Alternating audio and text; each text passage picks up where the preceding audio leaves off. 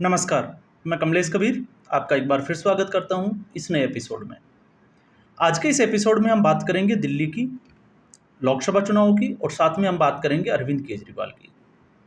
जो खबरें अभी जो चल रही है और जो इनपुट्स जो आ रहे हैं, वो अरविंद केजरीवाल के लिए बड़े अच्छे नहीं आ रहे हैं।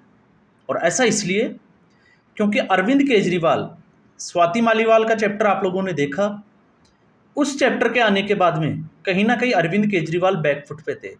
लेकिन अब जब दिल्ली में छठे चरण में चुनाव खत्म हो चुके हैं, तो उसके बाद में चुनावों को लेकर जो आंकड़े या जो अनुमान जो अब लगाए जा रहे हैं, उससे अरविंद केजरीवाल अपनी ही टीम से, और जब मैं अपनी ही टीम की बात करता हूं, तो फिर उसमें प्रमुखता से आते हैं आतिशी मार्लेना और सौरभ भारद्वाज। उनके साथ अरविंद केजरीवाल चिढ़े हुए हैं, उनसे नाराज हैं, और खबरें यहां तक आ रही है कि अरविंद केजरीवाल अब जो है वो सुनीता केजरीवाल को बहुत जल्द मुख्यमंत्री भी बना सकते हैं। और इसके पीछे का कारण क्या है, अगर हम इसको समझें तो दिल्ली लोकसभा की सभी 7 सीटों पे आपने देखा, 3 सीटों पे कांग्रेस पार्टी चुनाव लड़ रही है और 4 सीटों पे आम आदमी पार्टी चुनाव लड़ रही है। और दोनों ही पार्टियों का मकसद, जब हम गठबंधन की बात करते हैं, विपक्षी गठबंधन की, तो उनका एक ही मकसद था, नरेंद्र मोदी को सत्ता से हटाओ। और इस चक्कर में कहीं ना कहीं, चाहे वो कांग्रेस पार्टी हो चाहे आम आदमी पार्टी हो, उन्होंने अपने वोटर्स का जो है वो विश्वास भी तोड़ा है। क्यों? क्योंकि इससे पहले अगर हम आम आदमी पार्टी से पहले बात करते हैं, तो शीला दीक्षित की सरकार हुआ करती थी, जो कि कांग्रेस की सरकार थी। तो कांग्रेस पार्टी के कार्यकर्ताओं ने मेहनत की और कांग्रेस पार्टी का वोट बैंक जो है वो अरविंद केजरीवाल की तरफ शिफ्ट हुआ। तो इससे पार्टी के जो कार्यकर्ता थे वो नाराज थे, और इस दर्द को जो है वो हमने देखा भी था जब कन्हैया कुमार को टिकट दिया गया था। और जब कन्हैया कुमार को टिकट दिया गया, उसके बाद में दिल्ली प्रदेश कांग्रेस कमेटी के अध्यक्ष अरविंदर सिंह लवली, वो तो पार्टी छोड़ के चले गए, इस्तीफा दिया, और उसके बाद में भारतीय जनता पार्टी ज्वाइन कर ली। और जब हम इसी सीट की बात करते हैं, नॉर्थ ईस्ट की, मनोज तिवारी और कन्हैया कुमार की, तो एक बार जब हमें ये लग रहा था कि मनोज तिवारी जो है वो बड़े मार्जिन से आराम से इस सीट को निकाल लेंगे, लेकिन अब जो है वो चुनाव के बाद में खबरें ये है कि कन्हैया कुमार उनको टक्कर दे रहे हैं। हालांकि कन्हैया कुमार सीट नहीं निकाल सकते, लेकिन टक्कर दे रहे हैं, और उसकी बड़ी वजह जो है वो है मुस्लिम बाहुल्य इलाका।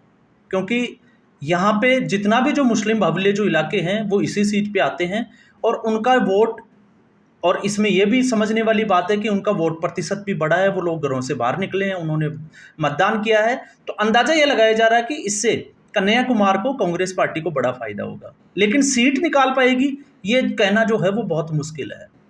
इसके अलावा अगर हम बात करें नई दिल्ली की सीट की, तो नई दिल्ली में आपको पता होगा आम आदमी पार्टी के सोमनाथ भारती चुनाव लड़ रहे थे, और इनके खिलाफ, जहां पे पहले मीनाक्षी लेखी जो है वो सांसद हुआ करती थी, उनका टिकट काट के और भारतीय जनता पार्टी ने सुषमा स्वराज की बेटी बांसुरी स्वराज को टिकट दिया था। और उम्मीद यह लगाई जा रही है कि बांसुरी स्वराज भी इस सीट को आराम से और आसानी से निकाल लेगी। तो कहीं ना कहीं मनोज तिवारी की सीट के मुकाबले अगर हम बात करें, तो बाकी 6 सीटों पे भारतीय जनता पार्टी बिल्कुल आसानी से जीत जाएगी। इस सीट पे जो है वो कड़ी टक्कर की संभावना है, लेकिन विपक्षी गठबंधन जीत पाएगा ये कहना बहुत मुश्किल है। इसके अलावा हम बात करते हैं साउथ दिल्ली की, तो वहाँ पे रामबीर बिधूड़ी जो है वो भारतीय जनता पार्टी के लोकसभा के कैंडिडेट हैं, और उनके साथ में है सहीराम पहलवान। ये आम आदमी पार्टी के कैंडिडेट हैं, क्योंकि ये गठबंधन की सीट आम आदमी पार्टी को गई थी। इसमें भी रामबीर बिधूड़ी जो है वो आगे बताए जा रहे हैं। लेकिन इसके बाद में हम आते हैं चांदनी चौक, जहाँ पे आपको पता होगा डॉक्टर हर्षवर्धन चुनाव लड़ते थे।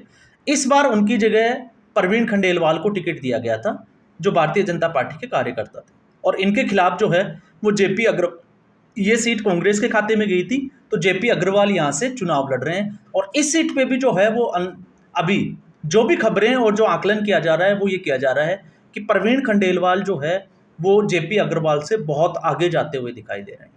फिर हम आते हैं नॉर्थ वेस्ट में, तो नॉर्थ वेस्ट की वो सीट है, आपको पता होगा, नॉर्थ ईस्ट और नॉर्थ वेस्ट, ये दोनों ही सीटें कांग्रेस पार्टी के पास थी। और इन दोनों ही पार्टियों पे जब कैंडिडेट का अनाउंस हुआ था, तो कांग्रेस के जहाँ पे कार्यकर्ता इकट्ठे हुए थे उनमें काफ़ी बहस हुई थी, हंगामा हुआ था और झगड़ा भी हुआ था। और ये सीट जो है नॉर्थ वेस्ट की सीट गई थी, उदित राज कैंडिडेट बनाया गया था कांग्रेस पार्टी का, और नॉर्थ ईस्ट पे कन्हैया कुमार। तो उदित राज के मुकाबले योगेंद्र चंदेलिया, जहाँ पे आपको पता होगा हंसराज हंस, जिनका टिकट जो है वो दिल्ली से काट के अब उनको पंजाब से टिकट दिया गया है, और पंजाब में उनको किसानों के विरोध का सामना भी करना पड़ रहा है। लेकिन यहाँ पे ये सीट बीजेपी की बिल्कुल सेफ बताई जा रही है। फिर हम आते हैं वेस्ट दिल्ली। वेस्ट दिल्ली में जो है वो कमलजीत सहरावत जो कि महिला है, उनको टिकट दिया था भारतीय जनता पार्टी ने। यहाँ से इससे पहले अगर हम बात करें तो ये सीट भी भारतीय जनता पार्टी के पास ही थी, और आपको पता होगा सांसद थे प्रवेश वर्मा। लेकिन इस बार प्रवेश वर्मा को टिकट नहीं दिया, कमलजीत सहरावत को टिकट दिया गया है। और उनके सामने जो है वो है महाबल मिश्रा, जो कि पूर्वांचली वोटरों का यहाँ पे दबदबा है, इसलिए उनको यहाँ से टिकट दिया गया था। तो इस सीट पे भी जो है वो सहरावत जो है वो काफ़ी मजबूत उम्मीदवार बताई जा रही है। और फिर हम आते हैं ईस्ट दिल्ली की। तो ईस्ट दिल्ली यहाँ पे माना जा रहा है कि ईस्ट दिल्ली सबसे बड़े मार्जिन वाली जीत अगर भारतीय जनता पार्टी की हो सकती है तो वो ईस्ट दिल्ली पे हो सकती है, क्योंकि इससे पहले गौतम गंभीर जो कि एक क्रिकेटर थे, उन्होंने यहाँ से सीट चुनाव लड़ा था और 2019 में वो चुनाव जीते भी थे। इस बार गौतम गंभीर ने जो है वो राजनीति से संन्यास लिया और इस बार टिकट दिया गया हर्ष मल्होत्रा को। और उनके खिलाफ जो है, आपको पता होगा, आप न्यूज़ चैनल वगैरह अगर आप देखते हो तो कुलदीप कुमार जो आम आदमी पार्टी को डिफेंड करते हुए नजर आते हैं, उनको टिकट दिया गया था। और बताया जा रहा है कि यहाँ से जो मार्जिन है वो 2 से 3 लाख वोटों तक का हो सकता है जीत का अंतर। तो इस तरीके से अगर हम देखें तो सभी 7 सीटों के ऊपर जो है वो भारतीय जनता पार्टी बढ़त बनाए हुए हैं। और ये जब इसका आकलन हुआ तो उसके बाद में हम कांग्रेस पार्टी की बात नहीं कर रहे, हम आम आदमी पार्टी की बात कर रहे हैं। खबरें ये आ रही है कि अरविंद केजरीवाल ने सौरभ भारद्वाज और आतिशी मार्लेना जैसे लोगों की जो है वो क्लास लगाना शुरू कर दी। वो खासे नाराज है। और अरविंद केजरीवाल राजनीति के लिए किस हद तक जा सकते हैं ये आप सभी को पता है, क्योंकि उन्होंने एक बार आईएएस अफसर के साथ भी जो है वो मारपीट कर चुके हैं। स्वाति मालीवाल तो खैर अभी की बात है, इससे पहले ही वो कर चुके हैं। तो ऐसी स्थिति में और अरविंद केजरीवाल की अब समस्या ये बन चुकी है कि उनको ये लग रहा है कि अब विधानसभा चुनाव भी बहुत नज़दीक आने वाले हैं। और आपको ये भी पता होगा, मैंने भी एक वीडियो बनाया था, उसमें एक कमेंट आया था, कोई गुप्ता थे, उन्होंने एक कमेंट किया था कि अरविंद केजरीवाल को जानबूझ के केंद्र सरकार ने जो है वो जमानत दिलवाई है 20 दिन की। अगर हम मान लेते हैं कि केंद्र सरकार ने भी ऐसा किया है, तो फिर आप मान के चलिए कि केंद्र सरकार के ऐसा करने से क्या हुआ। तो इसको अब समझने के लिए हम ये समझ सकते हैं आसानी से, अगर हम बात करें तो अरविंद केजरीवाल के बाहर आने से इनका जो सिंपैथी वोटर था, क्योंकि आपको पता होगा अरविंद केजरीवाल के जेल में जाने के बाद में एक बड़ा अलग से जो है एक माहौल तैयार किया गया था दिल्ली वालों को एक सिंपैथी के लिए। अब वो सिंपैथी वोट जो था इनका, वो टारगेट, वो जो प्लान था वो फेल हो गया, क्योंकि अरविंद केजरीवाल बाहर आ गए। और जैसे ही वो बाहर आए उसके 2 से 3 दिन के बाद में 13 मई को स्वाति मालीवाल वाला कांड हो गया।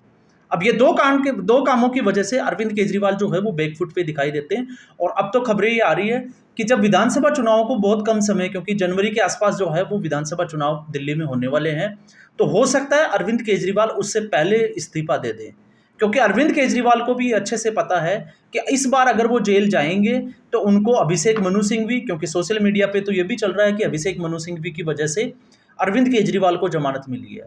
और अगर ऐसा भी हुआ है तो भी ये कोई बड़ी बात नहीं है, लेकिन सुप्रीम कोर्ट ने पहले ही कह दिया है कि 2 तारीख को अरविंद केजरीवाल को सरेंडर करना ही पड़ेगा। विभव कुमार, उनको ऑलरेडी जो है वो न्यायिक हिरासत में भेज दिया गया है। और बड़ा आरोप उनके ऊपर भी यह है कि उन्होंने सबूत मिटाने का प्रयास किया, और अरविंद केजरीवाल के घर पे ऐसा हुआ, इसलिए कहीं ना कहीं अब इसको जो है वो अरविंद केजरीवाल को भी इसमें, जिसको कहें कि अरविंद केजरीवाल की सहमति या मौन सहमति हो सकती है इस पूरे मुद्दे में। खैर जांच का विषय है, जांच के बाद ये पता चलेगा कि इसमें और क्या डेवलपमेंट होती है। लेकिन अभी तक की जो कहानी है वो ये है कि ये चुनाव छठा चरण ना आम आदमी पार्टी के लिए सही रहा, ना दिल्ली में, हम दूसरे स्टेट की अभी हम बात नहीं कर रहे, ना दिल्ली में जो है वो कांग्रेस पार्टी के लिए अच्छा रहा, ना हम कहें कि विपक्षी गठबंधन के लिए। जहां भारतीय जनता पार्टी जो है वो 400 पार का, 370 का जो है वो नारा दे रही है, उसके सामने अब विपक्ष को और अरविंद केजरीवाल को ये अच्छे से पता चल गया कि लोकसभा चुनाव में पार्टी का प्रदर्शन उतना अच्छा नहीं रहने वाला है। अब सिर्फ एक चरण का चुनाव जो है वो बचा है, 7वें और अंतिम चरण का।